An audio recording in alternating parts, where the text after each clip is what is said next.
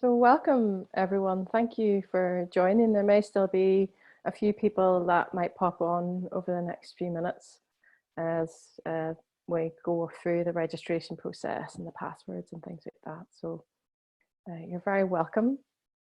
And I hope that over the next hour or so that we share quite a lot about cacao, cacao alchemy, and some of the benefits, some of the history of cacao, how I came about to be working with cacao, as well as what are the benefits of cacao ceremonies. And I'll speak a bit as well about the upcoming courses with Level One and with the practitioner course as well. And I'm very glad as well that we've got some of the people that have joined the previous live version of the Cacao Level One, Sarah and Catherine, as well as Javiera, that has just joined us on the Level One now as well. So it's something that I'm really, really passionate about sharing with so much love and heart and integrity that I can. So to give you a little bit of background, just before that, just a reminder is that I have questions and answers at the end. So if you do have any questions that pop into mind, what you can do is at the bottom, you can see the chat box, and you can pop your question in the chat box, and then I'll address them at the end.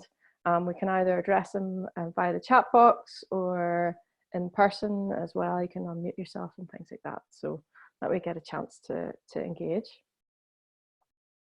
So a little bit about me. So I'm Fire Tree, and I am a medicine woman, an alchemist, if you will, a body worker as well, and many other things, but they're just labels really, that they just indicate something that various roles that I have in the world, and I pick and choose as I go along really which ones I tell people really. But as a cacaoista, I suppose my journey really began around about 5 years ago now, I think.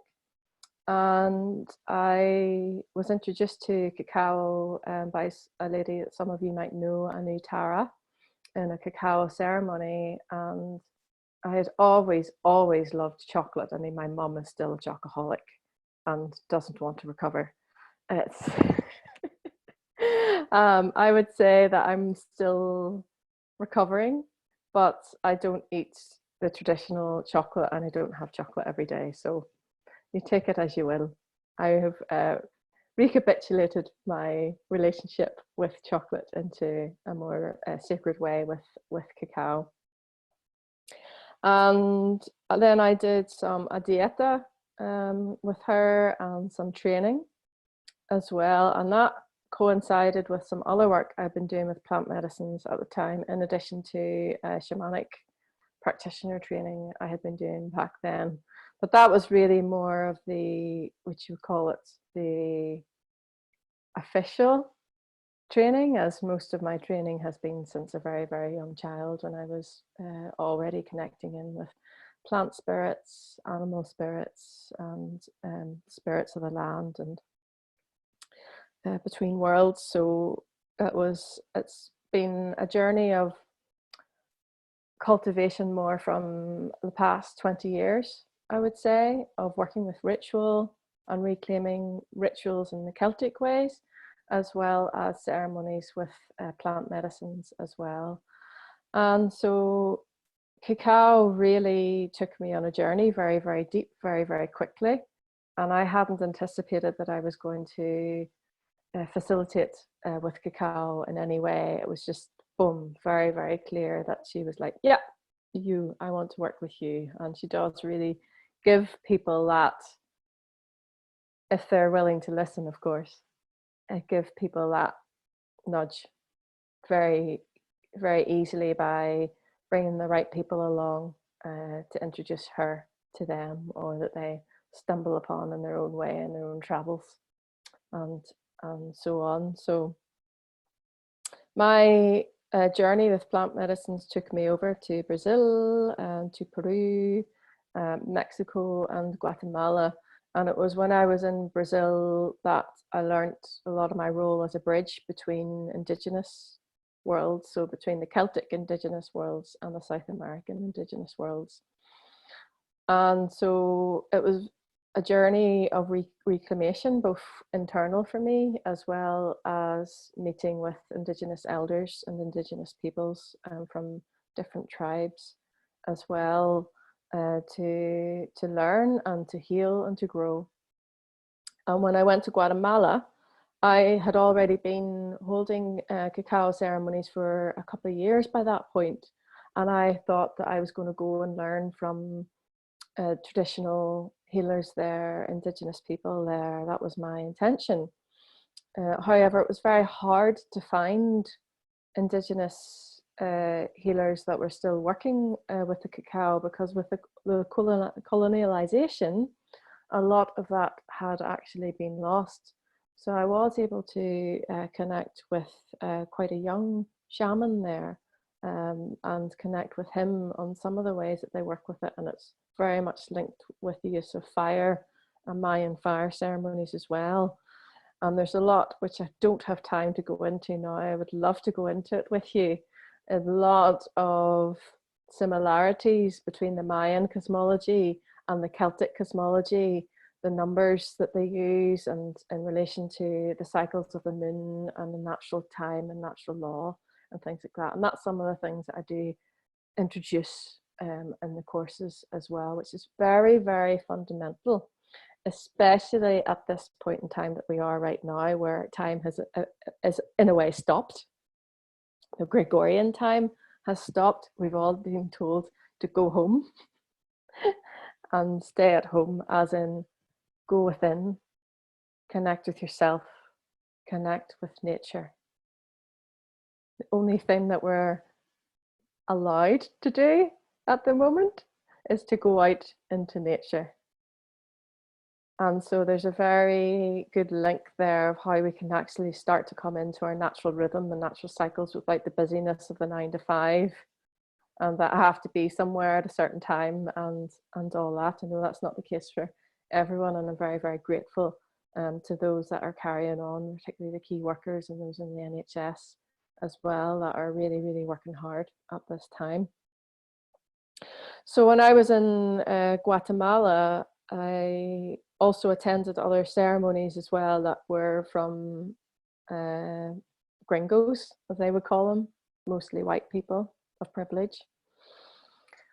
And, you know, I learned some really lovely ways that they were working, and some really ways that weren't honoring the cacao spirit. And I was quite shocked, if I'm honest, about that. And that is something that I do want to call out straight offhand, is that there is a great boom in working with cacao, but if we honor the indigenous teachings, we remember that we are not consuming this medicine. This is a communion with this medicine, and we must honor and respect the spirit of the plant. And by honoring and respecting the spirit of the plant, that is whenever she can bring her highest benefits. That is whenever she can teach us, because we are listening. We are opening our heart to her, and she is the love medicine, and she is a heart medicine. And so in that way, we can receive the benefits. And we have to cultivate that relationship ourselves first and foremost, before we even think about facilitating for others. And that's a big, big step that's missed in our culture. And it's not that there's something wrong with us.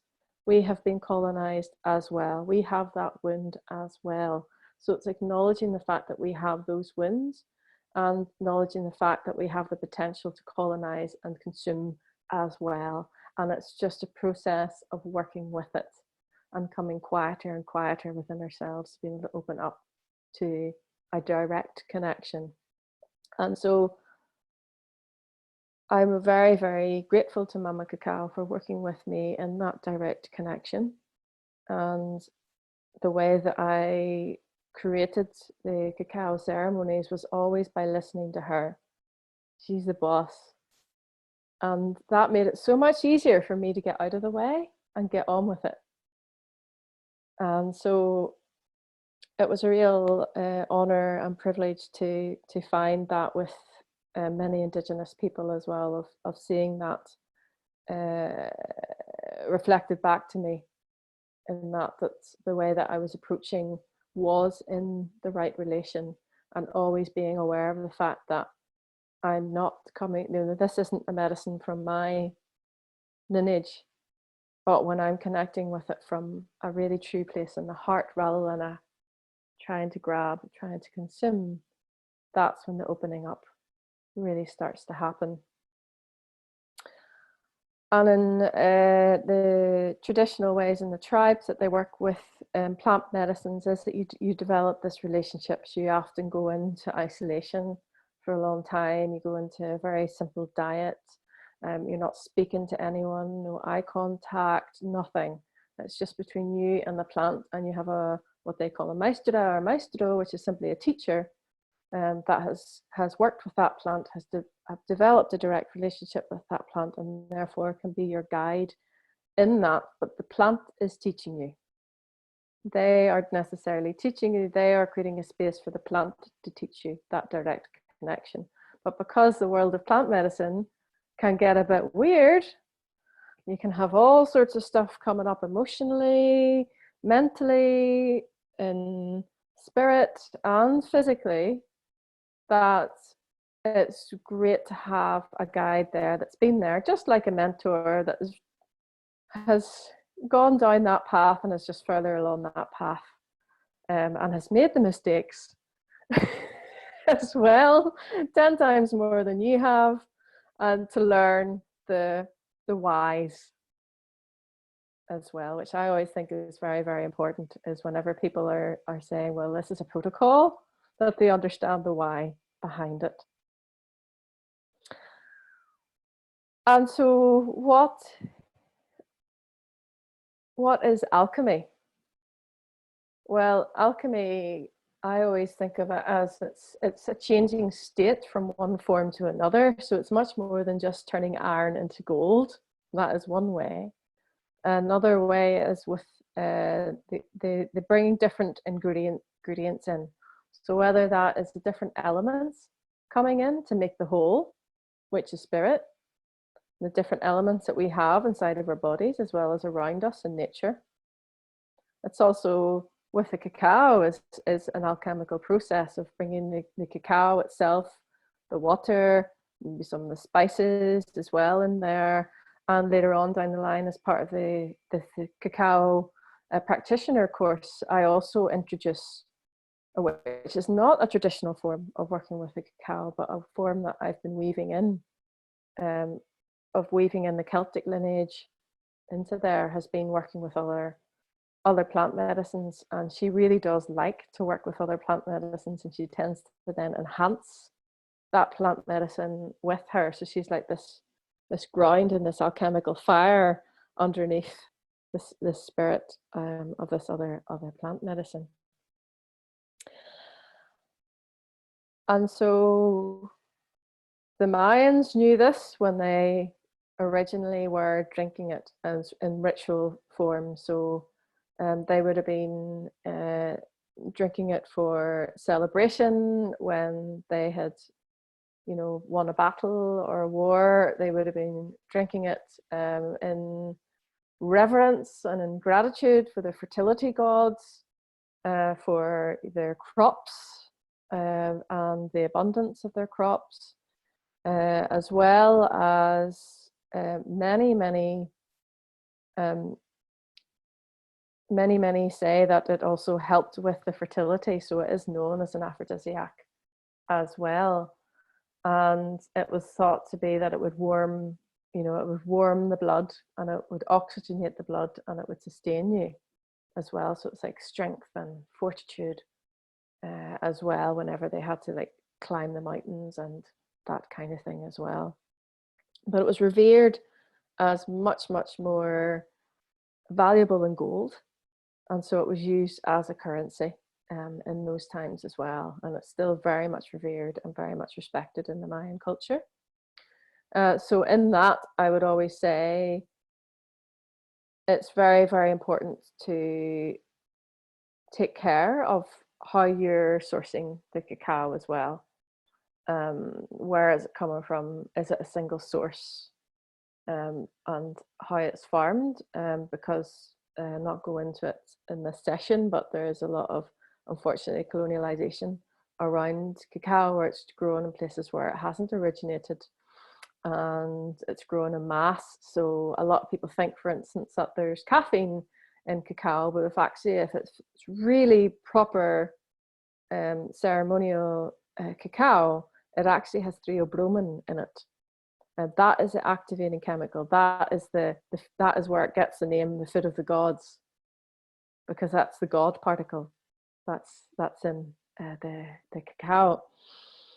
And so there's a bit of a hybrid going on, because there's the coffee plant, which would be like the brother to the cacao. I look at them as a brother and sister. They're quite similar, but you think about coffee's like hot and fiery straight away. Shoo!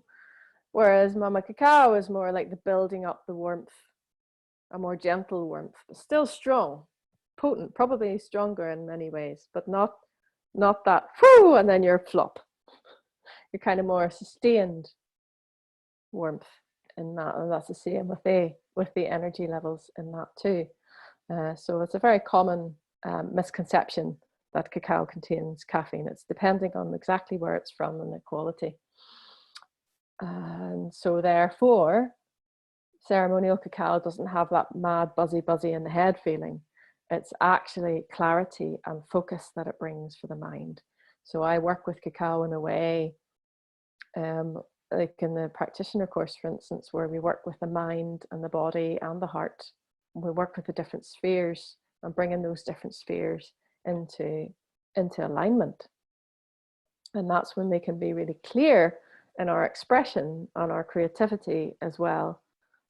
So it can really, really help in any work that you're doing, whether it's meditation, whether it's yoga, whether it's art, it's movement, it's some sort of ritual or ceremonial practice that you have. It can really bring you back into your center, which is something that's really, really needed right now when things are quite stormy, shall we say.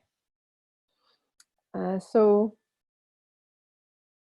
before I speak much more about the cacao, I'd like to actually bring us into our bodies a little bit and see what comes in the meditation, of a little bit of interaction perhaps, or connection with the spirit of cacao, as it's much more beneficial to have more experiential connection rather than me just harping on at you for now. So if you find yourself in a seated position,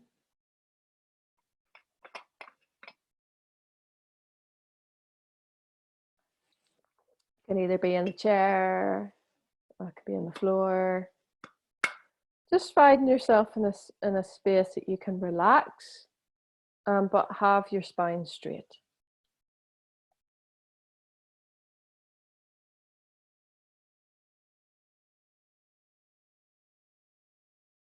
Closing your eyes.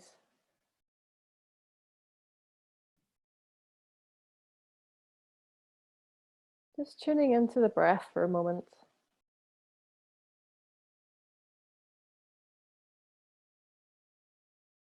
Just noticing, not doing anything with it, but just noticing there's a breath in your chest. You're breathing right down into the belly.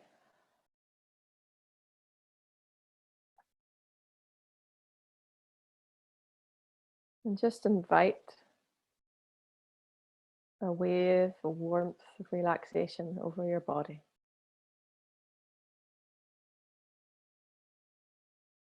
Just taking a few moments to give to yourself.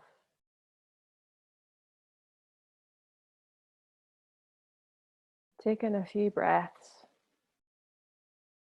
to release any tension, any charge in the nervous system. So taking a breath in to any mental activity or distraction that's going on. And then breathing out, letting it go into the earth.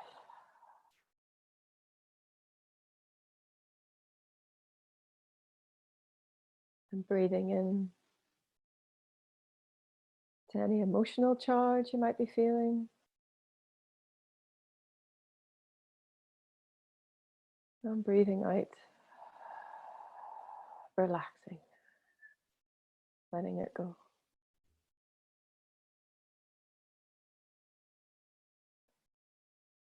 Breathing into any sensations, any tension in the body.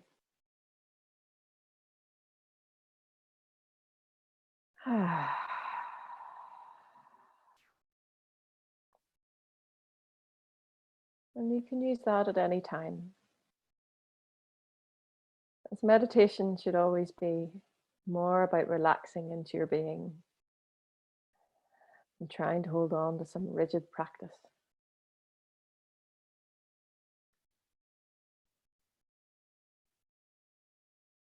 So imagining this relaxation rolling over your body,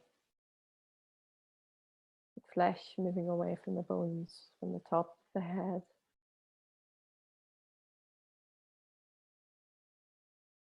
Relaxing around the skull, the forehead, the eyes, jaw, tongue, flesh behind the ears,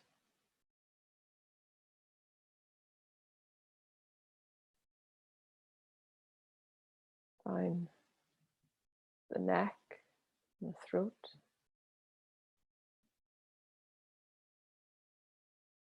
and the shoulders, the arms, into the hands,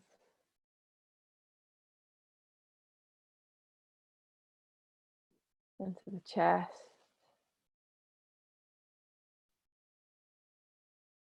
to the upper back behind the heart,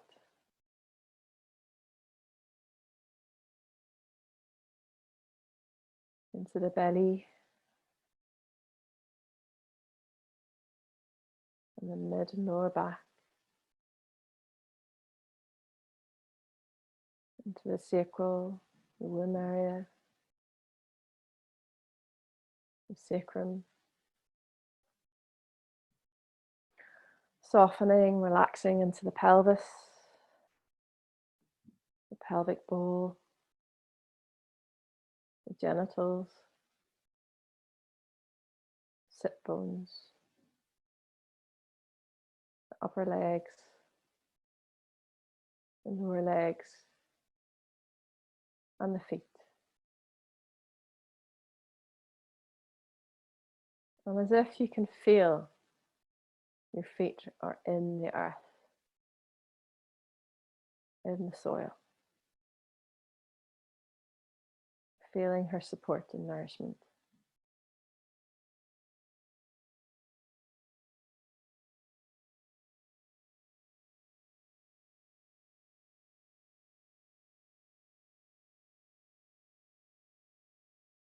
Becoming aware of the heart space. And just noticing any sensation there.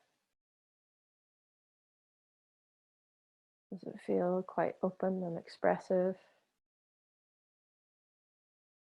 Does it feel warm? Does it feel tight or numb? Not trying to do anything, just noticing.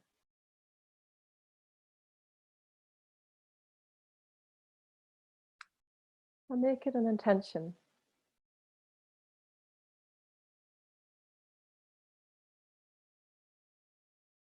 to connect with the spirit of Mama Cacao, each cacao, from her heart of the earth, to yours.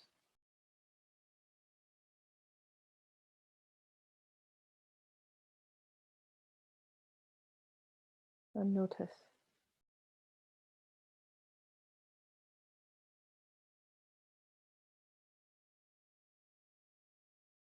what may begin to open within you.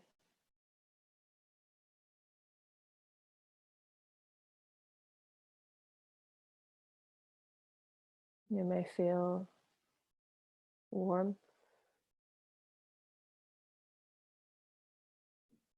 loving kindness,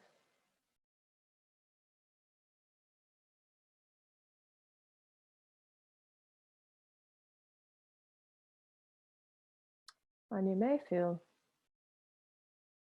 nothing or very little, and that's okay too. Just be with the feeling, and being with that feeling, with your presence, is all that's required.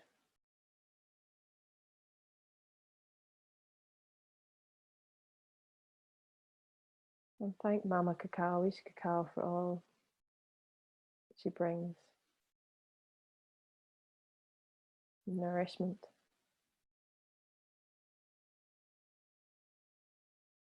guidance, love, wisdom, and the protection that is love. Clarity and focus.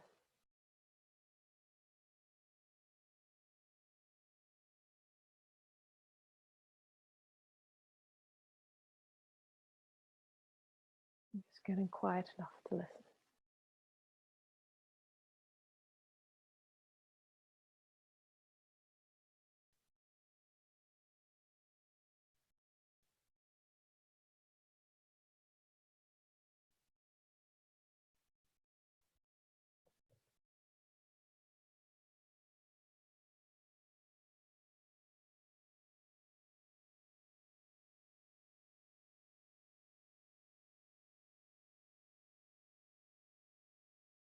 Heart to heart.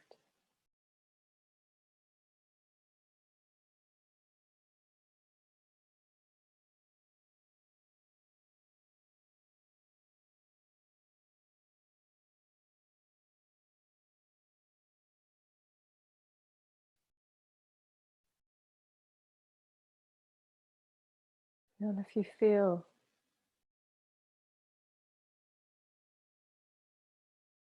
any warmth,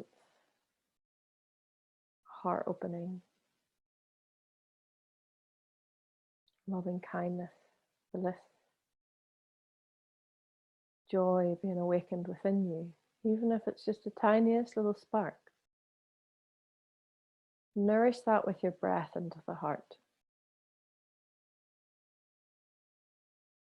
On the inhale, breathing in love. And on the exhale, breathing out love.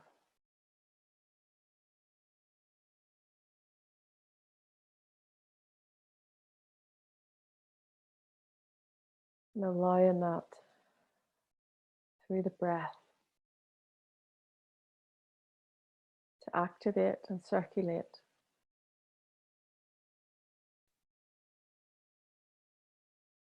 that loving kindness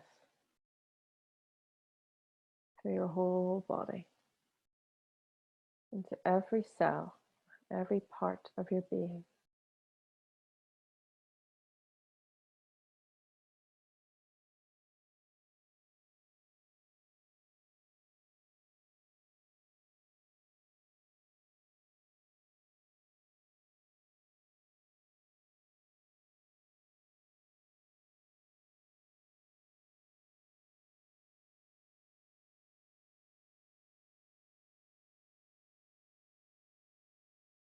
And allowing yourself patience to nurture even the tiniest little spark. just as you would tend to the fire, tend to the hearth. And it builds in its own good time.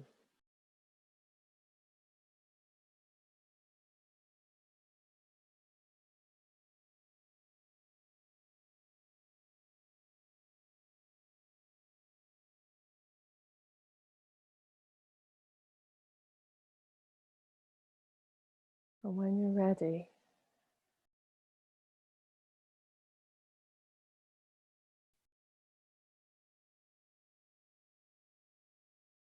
gently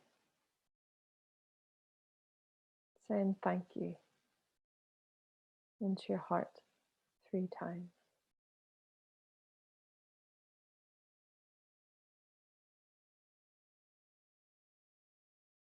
Thank you, thank you, thank you. Amor, amor, amor.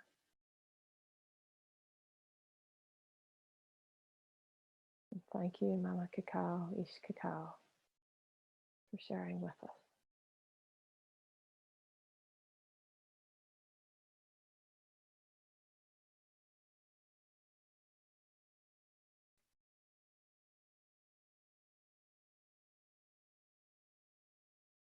Feeling the sensation again of your seat, your feet in the earth. Maybe wiggling the toes, wiggling your fingers, moving your body a little bit.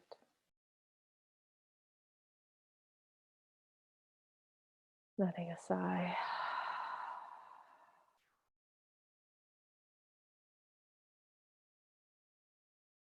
Bring your hands to your heart.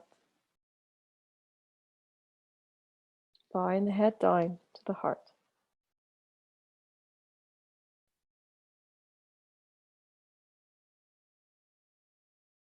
And when you're ready, you can release the hands and open your eyes. Just in your own time.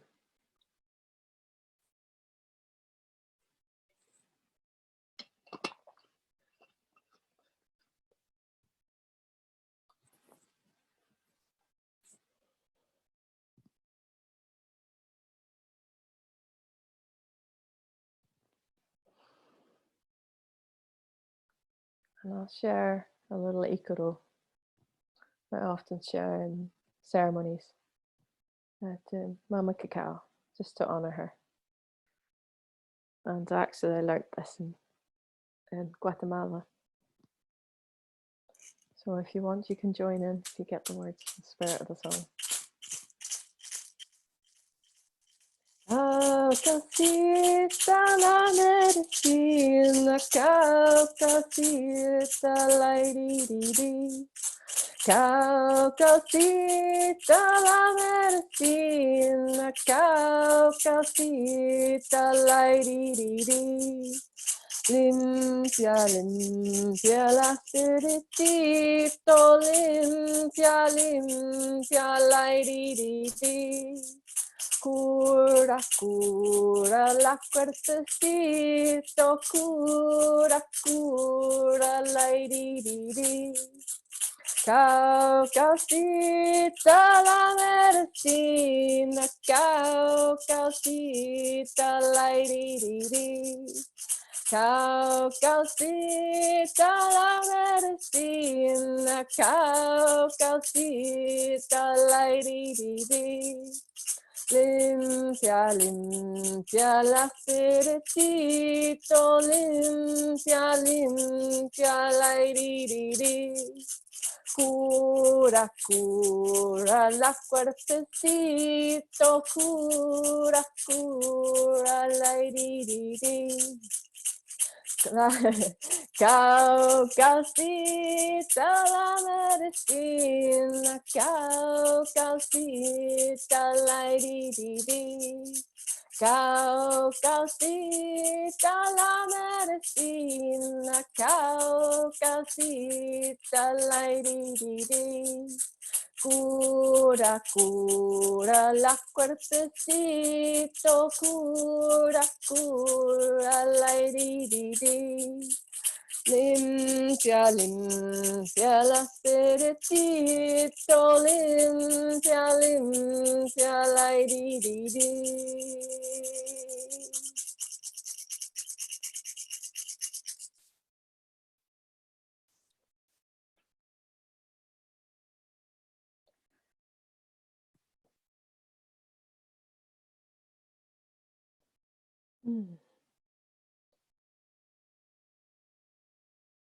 So I wanted to speak a little bit about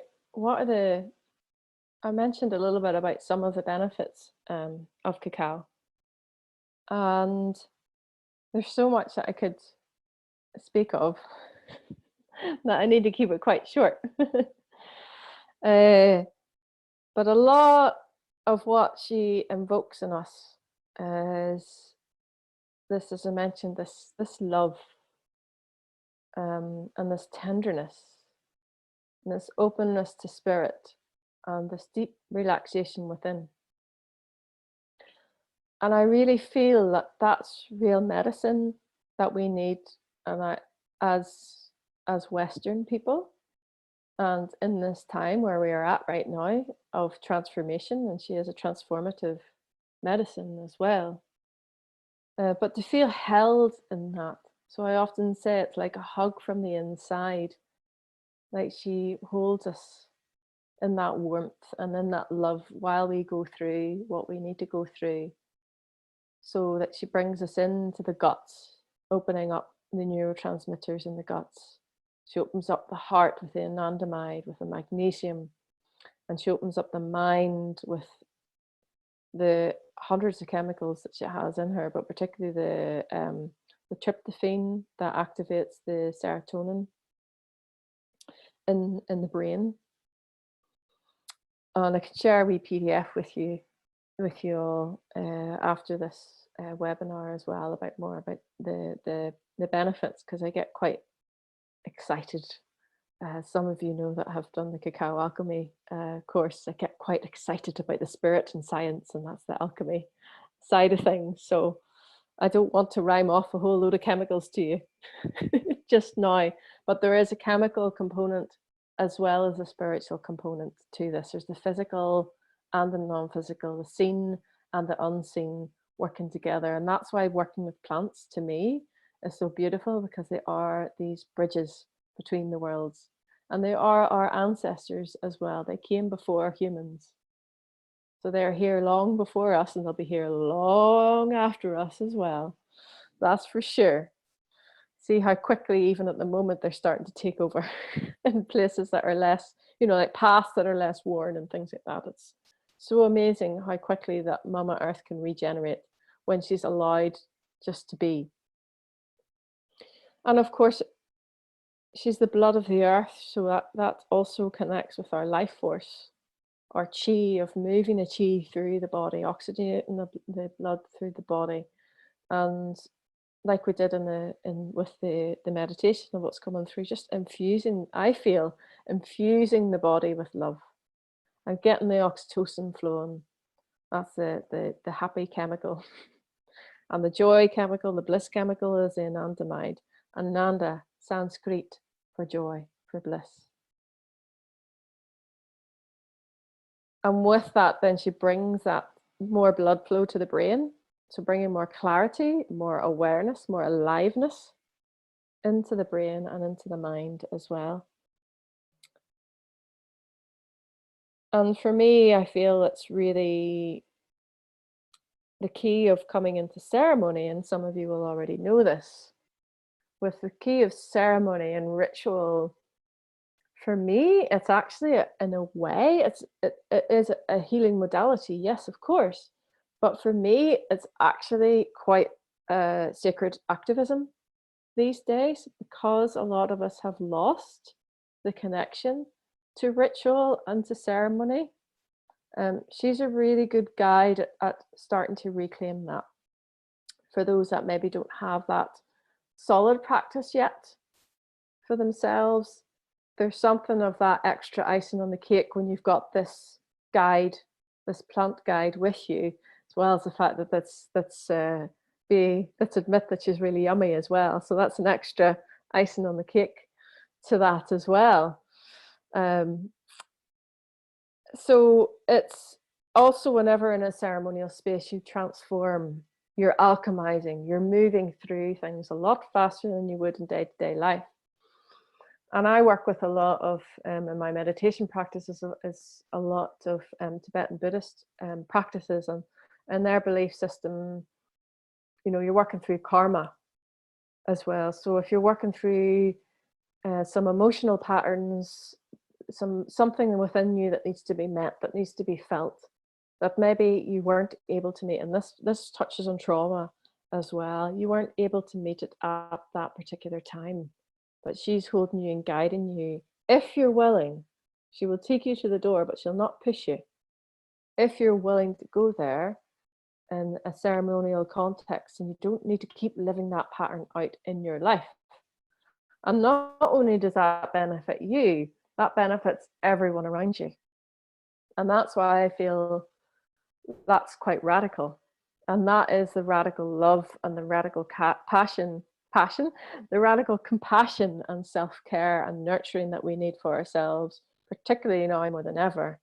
And that is what opens us up also to the new consciousness coming in, the teachings coming in, and the new ways of being, the new ways of behaving, the new ways of believing, working through our belief patterns and our belief systems, connecting into what is yours and what is not, because you're coming into more of alignment and clarity. You're coming into more of tuning in with oneself, of taking that time to be with oneself. Then you can start to go, oh, it's not really mine. And then that makes it a lot easier to let go of, to see it, and to go, yeah, that's not serving me anymore, and transform it. And so I don't, with the ceremonies, the reason that I call this the cacao alchemy is because of that alchemical process. And also it keeps it a sidestep away from anything that kind of can be the connotations around shamanic work, if you'll say. Yes, it's very shamanic in its nature, but that's not all it is. So I feel with the cacao alchemy, it's more accessible for people that aren't necessarily coming from just a shamanic background. And they could be coming from more of a yogic background. They could be coming from more a Buddhist background. They'd be coming from really being on their first steps in spirituality. It's more accessible for people to access without putting their so say maybe projections of what it might be onto it. Because if you say, you know, it's like a cacao shamanic ceremony, people will already start making their ideas about what that is, and that actually blocks the magic of what it can actually be in the moment, because then they start to automatically create certain expectations and so on and so on and so on. And what I love about it is just keeping that curiosity all the time, always learning, always being that beginner and that child. With plant medicines, it's a lifetime, as it is with life. It's a lifetime of learning. And I remember being in a ceremony once, and there was this shaman, and he was like 104-year-old, ancient, literally. And another shaman, and he was in his 40s. And Tata was saying to Benki in this ceremony, "Oh wow, you're the shaman here." And Benki was like, "Oh no, you're the shaman here." And we were just mirrors for each other, and that I'm just like a child. I'm a baby. I am always learning. And that means that you can get away from trying to be perfect. You get away from trying to do it a certain way. Yes, there's protocols, and yes, there's certain ways of doing things that are way more beneficial, but you can only really find that when you're quiet and listening. and you're listening to the guidance from the plant medicine as well. So sometimes then that can bring in something that you didn't think. So with the Cacao Practitioner level, I share some ways that I have worked with the cacao ceremonies, like some working with themes, working with like a structure and things like that. But it's very loose. It's like, remember, like I remember even in project management, it's like a plan is a changing document. It is never fixed. So you might think that you're going to do this at 2 o'clock, but life has another way of doing things. So it's about tuning in with the energy at the time and the moment, being, you know, enough preparation that, well, we call it in Celtic consciousness, instead of the ego, the earth mind can just go, you know, it's all right. We've kind of got a plan here. It can just go, and then in the moment, then you can be more free flowing, and you are generally more flowing as well when the cacao's with you. That's one of the reasons why the Mayans worked with her, was that they could then really come into pure connection with their spirit, pure connection with spirit, clear expression, because they're aligning the mind, the heart, and the body. So the clear channeling. So there's a lot of people that work with cacao and purely channeling as well. So that's there too. And the other aspect, I suppose, as well, is some of the things that you can really go deeper into, which I'm really excited about. And there's no other cacao courses that cover this. They may say, yes, you can add rose, or they may say, you can add this, or you can add that. But we're forgetting that this is an alchemy. That is another plant spirit. So if we meet again that other plant spirit and get to know that plant spirit, then we can really commune. And then that's a true alchemy. And that can bring the strength then through in the medicine and in the ceremony as well. And so people would have often asked me, what is it that you do? Whether it was serving a tea, a herbal tea, because I'd connected with that plant, in a ritual space, in a ceremonial space, which will automatically, a ritual space or ceremonial space will automatically be inviting in spirits and inviting in the ancestors and whatnot. And you have to be, you know, give some guidance around that as well, protocols around that. But also inviting in that plant spirit is the extra element that is missing much of the time. And so that is what actually brings more of the strength through, and more people being able to open that. And in that, they don't necessarily need to consume the plant medicine in order to do that, because she's been invited into the space as well. So I do work in circles quite regularly with people that can't consume the cacao for whatever reason, whether it's, you know, mental health or physical health conditions, but they still feel the effects, they still feel the benefits. And that's a key difference as well, because we're not consuming, we're communing.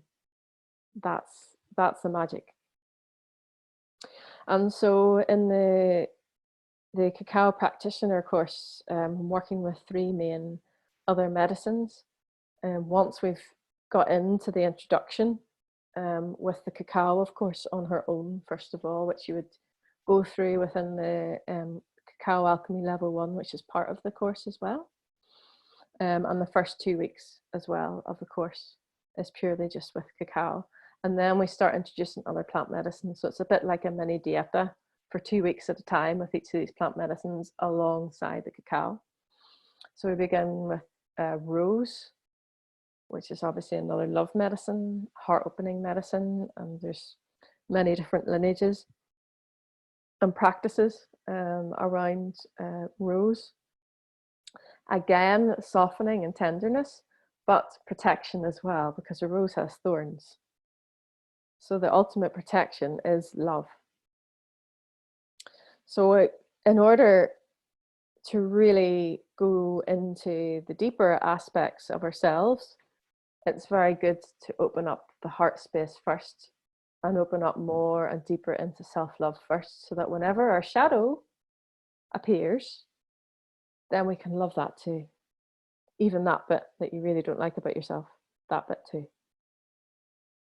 And so when this ickiness sometimes then comes up, we're more able to hold it. So whenever we're working then more with the shadow aspect, because the cacao does work in the guts as well, and we hold a lot of unprocessed emotions in the guts. And of course, the guts are also connected with the large intestine, which is also connected with the lungs and grief as well. So everyone has that base of a lot of unprocessed grief, and that is exactly what we're going through right now as a collective as well. And that is the very thing that will hold us back from moving into the new age and from moving in, opening up to new levels of consciousness. So the grief itself is actually a state that needs to move through. And I find Mama Cacao very, very helpful for feeling more held in that process and ultimately moving into the state of joy. You have to go down, down, down, down, down into the ground, into the underworld to come back up again. And so we work with mugwort, which is a Celtic herb known for many, many different reasons that I can't go into in such a short space of time here. But just to give you an idea, again, opening up the third eye and especially opening up the sacral area and the womb space as well. And can really open us up more into, deeper into working with that intuition and working with our dreams as well as a deep way of working with the unconscious and working with the shadow aspects that were maybe not as showing themselves as explicitly in our outer world. We can work with this in our inner world a lot more. So mugwort and cacao are amazing for digging into our dream work as well. And plant medicines always show themselves through our dreams as well. A lot of maestros, shamans are always saying, look at your dreams, record your dreams. They're very, very important. They'll tell you more than anything else. And then we work with the mind. So we work with opening up into with lion's mane. So working with enhanced cognitive functions that cacao brings, as well as a lion's mane, which is a medicinal mushroom, and opening up to higher levels of consciousness as well. So lion's mane has been used a lot by Tibetan Buddhists for meditation, for focus and for clarity as well. So it's just enhancing that and then allowing ourselves to open up into, as I say, this new consciousness coming in. And I've done it that way round. So coming from heart into the body, into the shadow, and then into the mind, because we're too in our noggin in the Western culture. So we need to do a wee bit of work before we can go more into the clear mind of working with the mind as a tool rather than the mind using us. It's the same as what we can use technology as a tool for connection, or we can let technology use us and distract us. So it's the same thing.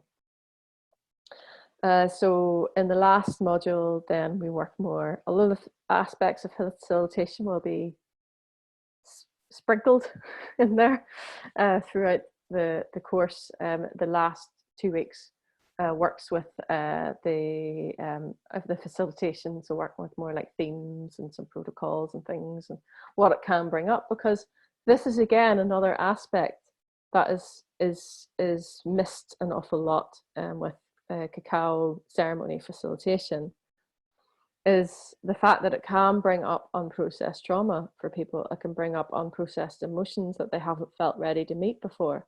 So the more that you've been able to meet that within yourself, the more you're able to hold that for another, and to be aware of what can come up for people, like resistance, and tuning into what is resistance and what is just part of their process, and being able to work with that in a very loving, tender way, but still, you know, strong and aligned. So letting people away if they're shit.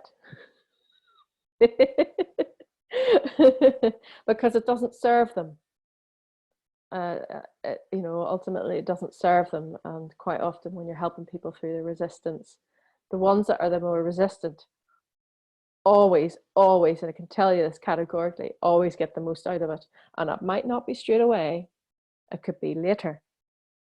But there's an element of that. And that's why you need to be really, really clear in yourself. And if you have that clarity within yourself and that love and that trust within yourself and with Mama Cacao, you will be able to manage anything that comes to you. And it will only be people that you're ready to work with will be attracted to come to your ceremonies as well. And this is the beauty of working in right relation with Mama Cacao and in right relation with Mama Earth and with Spirit as well. Then you will always be held and guided in the right way. So it gets a lot of this out of the way to trust in that. So we do talk about, as I mentioned, about natural law and natural time as well, working with the lunar cycles.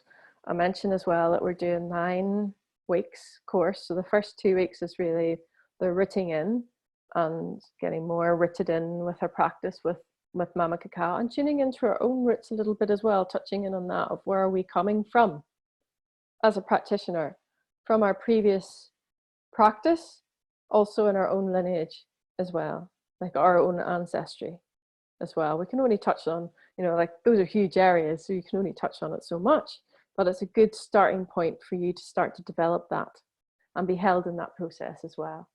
So we work with the, as I say, the natural time, the Mayan cosmology. And so it works in different wave spells. So a wave spell is 13 days. And so every 13 days, then we have a new module and a new ceremony.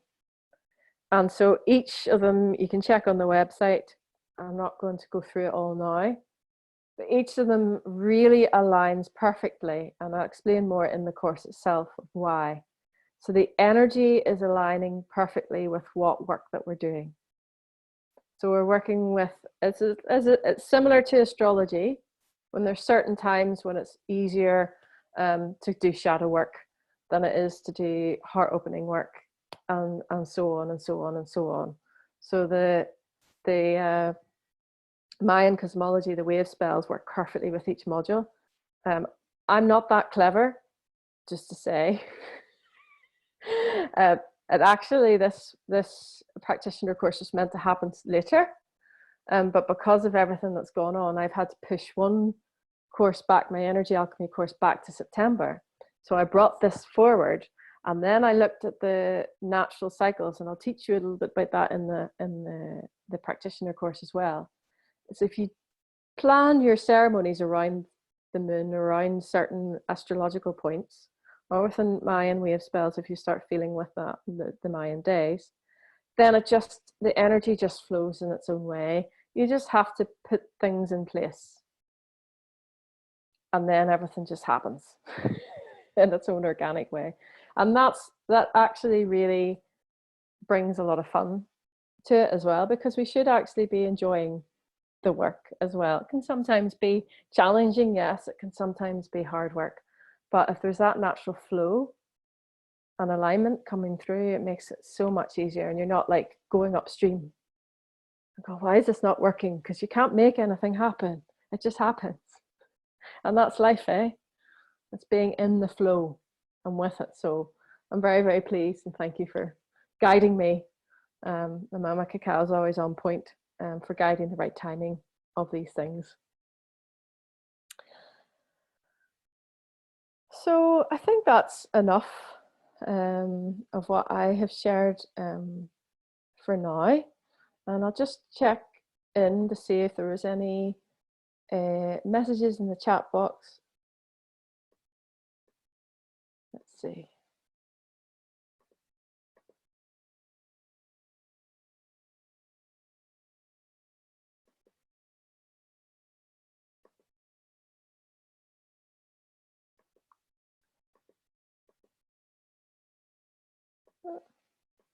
So I'll just ask you to speak it out because I can't for some reason get the chat box on my computer to come up. But if you have a question that you either wrote in the chat box, or you have a question that's popping up now, then feel free. Maybe you can hit the raise hand function, or you can just unmute yourself.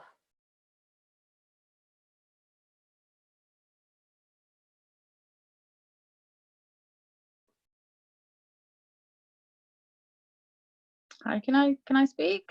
Yeah, sure. Hi, Catherine. Hi there. I have kind of asked this question before, but I would like to ask it again. I hope that's okay. I'm very, very sensitive to cacao, and when I was doing level 1, I found that I couldn't have it in the evening because I just couldn't sleep. And so I then just started, the only time I can take it really so that it doesn't affect my sleep is really super early in the morning, like at dawn. And so I was doing my ceremonies then, which was nice to do it at daybreak. But I'm just wondering how to manage that, and whether there's a smaller dose that I could take, and how I would go about. Or maybe it's a question for when I'm doing the practitioner training, but do they always have to be in the evening, you know? No, that's the point of the course, because we've also got people on different time zones. And so people will be doing it in their own time. When they join, some of the ceremonies will be live in the evenings. But you can take like a dose of, say, 15 grams if you're really sensitive, and start with that and try that. I would always say, I mean, this is more not really about this webinar, it's more for the practitioners, or in the alchemy chat, and we have a community where you can ask questions for the people that are taking the courses. But usually if you take it after about 5-ish, it can affect sleep. Even though technically, well, not technically, traditionally it is more of a nighttime medicine, according to the Mayans. So the medicine's part of the underworld and more aligned with the moon, because she has to grow under the canopy in the rainforest. So she has to actually grow in shade rather than being exposed to the sun directly. So they would then associate that with the underworld, and that's why she's such a strong dreamtime medicine as well. But like you say, some people find they can drink it at 7 o'clock at night and it's no problem at all. It's also about making sure that the ceremony is closed as well. So that is always important, and that's something that we cover in the practitioner's course as well. It's really, really important when you open a space, you close it. Just like you open a book, you close it. You leave it open, then you're just leaving all the energies to keep stirring and stirring and stirring, and that can really cause a lot of havoc as well. So that's part of it too. So it's a bit of both. But yeah, you can work certainly with smaller doses. And I'm not going to mention it now, but there's some other medicines that you can work with, medicinal mushrooms, to ease off as well.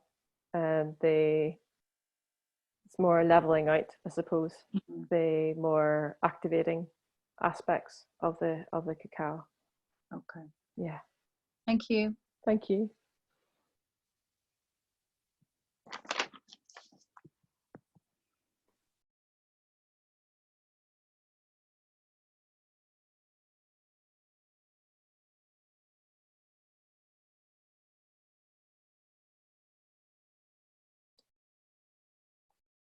Are there any other questions about? Yeah, Hilary. Hi, Luce. Can I ask, if you were, I didn't realize this was the practitioner course. Would you recommend doing the level 1? So is it the start of the practitioner course? So you've got the choice, as always with everything. You've got the choice. It's depending on what you're wanting to do. Or if you're really wanting to go into a really deep dive with Mama Cacao, then you can still do the practitioner's course for yourself. Or if you're interested in potentially facilitating ceremonies, then that's also for you. And the Cacao Alchemy Level One is part of that. It's included as part of that. So you could even begin that this month, or make a start of it this month before we start into the Cacao Practitioner course. The Cacao Level One, the Cacao Alchemy Level One, is lovely, especially right here at this time, for people to practice non-doing, to practice coming into their own rituals, their own ceremonies, their own personal practice with Mama Cacao. So it is purely for them, even though the Cacao Practitioner is as well. It will also have elements of how you can then bring that from an inner practice out into facilitation. The Cacao Alchemy Level One covers some of the aspects around more basics, around preparation, the preparation of the cacao, creating sacred space, a little bit about the history of cacao, a little bit about the alchemy and the science of cacao. We do introduce rose in a very gentle way there as well. We'll go deeper into it with the Cacao Practitioner, especially because we're going to be for 2 weeks. The Cacao Practitioner as well is a more spread out as well, so that people can have more time to digest, because this is a really important part of it as well. That's again forgotten in many ceremonies and courses. This is about the rest and digest process, just like when you eat a meal. You need to rest and digest before you can then eat the next meal. And it's the same as well with practices, with training, with ceremonies, with processes as well. That's an aspect that's really, really important. Instead of just turning up to ceremony and then right, cheerio, that's all it's done. No, that's a beginning. So it's really just up to you and up to the level of commitment as well. And the Cacao Alchemy is, 5 weeks if you want to do it in a full kind of more intensive, especially now that we've got time to do that. You can also spread it out if you wanted to do it over 10 weeks, 12 weeks, 4 months, whatever you needed, it's fine. The Cacao Practitioner course will be held in a specific time period within the wave spells, as I mentioned, from it's the 8th of May right through, I think it's till the 11th of July. So it's over a more prolonged period as well. So it's obviously more commitment, and whether that's for your personal commitment or for if it's something that you want to bring into your offerings, and that could be for in person or online. Doesn't necessarily have to be ceremonies either. It could be with massage, with body work, with healing modalities, psychotherapy, coaching. It can be used in a variety of different ways. It's just, as I said, the main aspect for me that is most important is creating this relationship and this foundation with Mama Cacao for it to then be able to be used with other modalities. That's really the key, and knowing some of the protocols and so on and so on and so on. Okay. I've only had cacao once or twice. And I find it very powerful, but I just feel like I'm a beginner, and it's just for personal use along with other stuff that I'm doing. So I thought, when you were talking about everything else, I thought, wow, that sounds really, really interesting. Yes. But it's maybe not the right time for me. Yes. So maybe that they're doing the first course, and then maybe in a year's time when I've used to using it for myself. Perfect. There's no rushing in anything, eh? It sounds to wonderful. Be in your own perfect time. Yeah. Really, really wonderful. Yeah. Well, thank you. Great, but it's like that. In the past, I've rushed at things, and then I feel I have to go back over them to get something out of them. So I'm learning to go a bit slower. That's it. And embed it as I go. That's it, and that's exactly why both, whether it's a level 1 or the practitioner courses, are delivered in the way that they are, because it's more of a yin way of being, of opening up, of receiving and learning, rather than I must do. Yeah. We're done with that. That hasn't been working. That's why we're in the situation we're in now. So I'm Irish, as you know, so I just gotta laugh.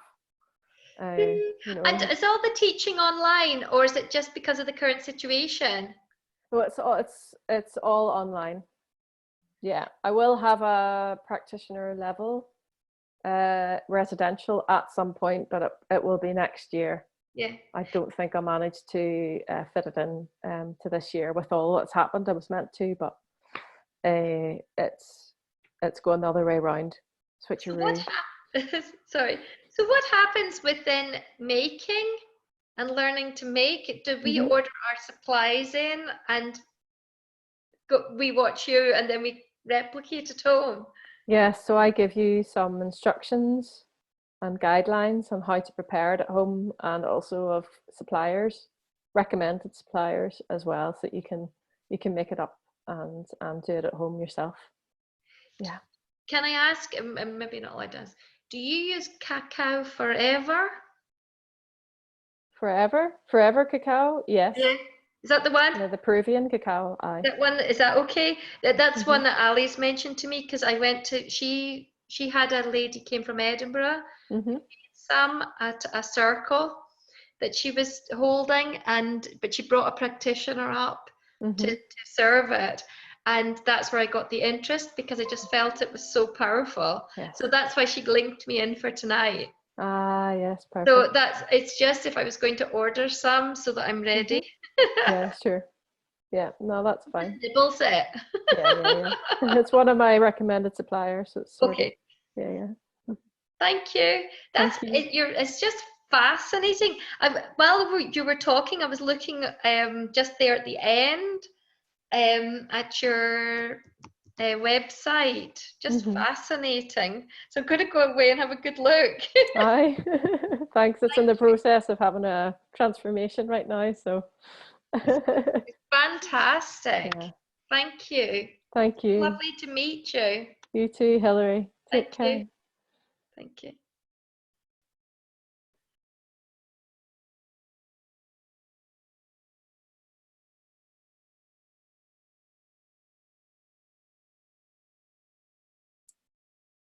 Any other questions before we close? Just one more. Just what? Yes. Can I ask one more question? Do you have all the dates and times worked out already for when we'll be having our sessions? Yes. Did you?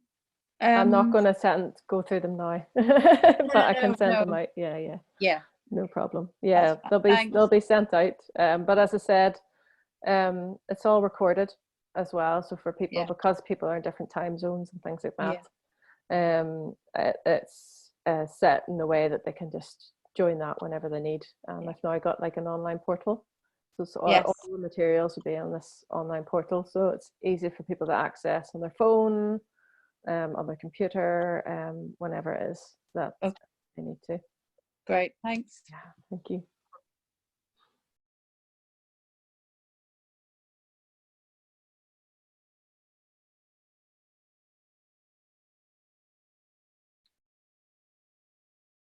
Thank you very much for joining this evening. And for those that are watching as well and recorded, if they want to send me an email, or I know that in the Facebook Live as well, you can post them on there as well. I can answer any questions that you may have, and you can. I'll send you the links as well to the courses. You can look up the website. And so the Cacao Practitioner course is starting on the 8th of May, and the Cacao Alchemy Level One is available now. So if you sign up for the Cacao Practitioner course, you will get access to Cacao Alchemy Level One, so you can start that already. And yeah, just thank you for joining. I'll be sending a wee offer as well to everyone that's joined on the webinar, either if you've registered for the recording for here and now as well. And there's a special offer as well for the people that took the Cacao Alchemy Level One last November and December time, specifically for them. And I would just like to thank, of course, Mama Cacao, Miss Cacao, for being with us and for giving the honor and the permission to share with you, both for in this webinar here today and for the courses, and for always guiding and inspiring me, keeping me right. And with much love and much gratitude to Mama Cacao, to Mother Earth, to Father Sky, to Mother Moon, and to all beings everywhere, without exception. And to all of you joining live or recorded, thank you, thank you, thank you.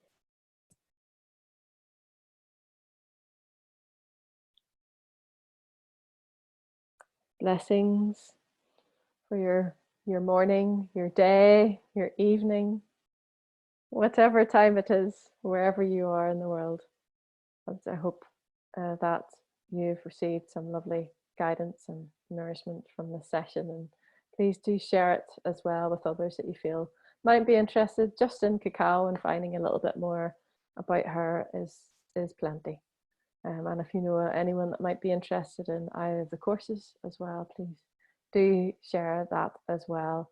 I'm actually quite quiet, so I really rely on word of mouth for these teachings to actually make it out there.